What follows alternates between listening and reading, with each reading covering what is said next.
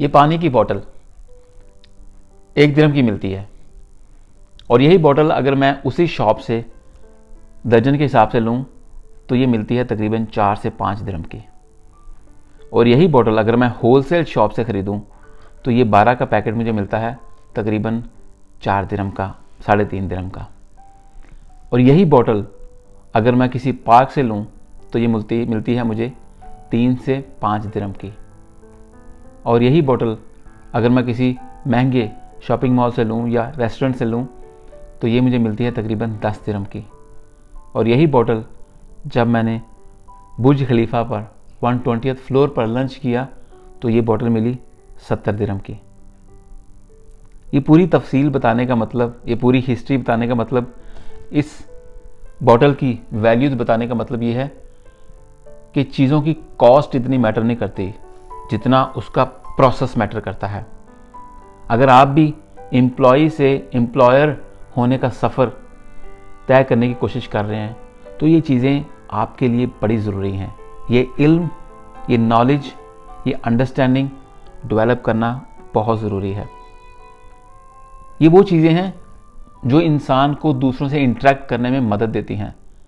इन चीज़ों का नॉलेज होना, कन्फ्यूजिंग पावर होना, अंडरस्टैंडिंग पावर होना या कन्विंसिंग पावर होना, ये पूरी चीज़ें इंटर रिलेट करती हैं।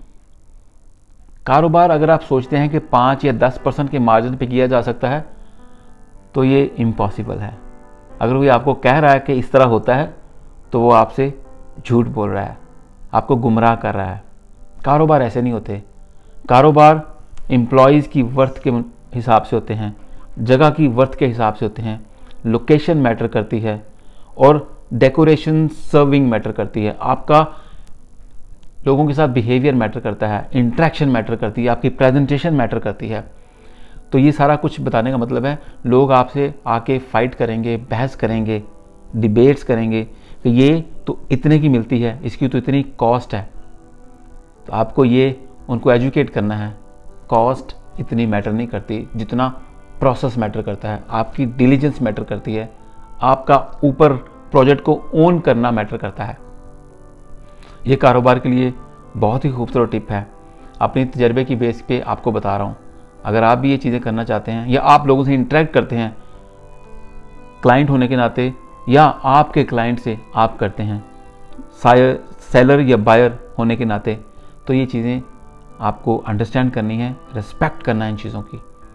क्योंकि हमेशा कॉस्ट के पीछे जाएंगे तो आप कुछ भी नहीं कर पाएंगे, खाना भी नहीं खा पाएंगे, अपने बच्चों को पानी नहीं पिला पाएंगे। समटाइम हम खुद ऐसा करते हैं बच्चों को एजुकेट करने के लिए, उनको बताने के लिए। हम पानी वहाँ से नहीं, छोटी शॉप से ले लेंगे, क्योंकि चीज़ वही है।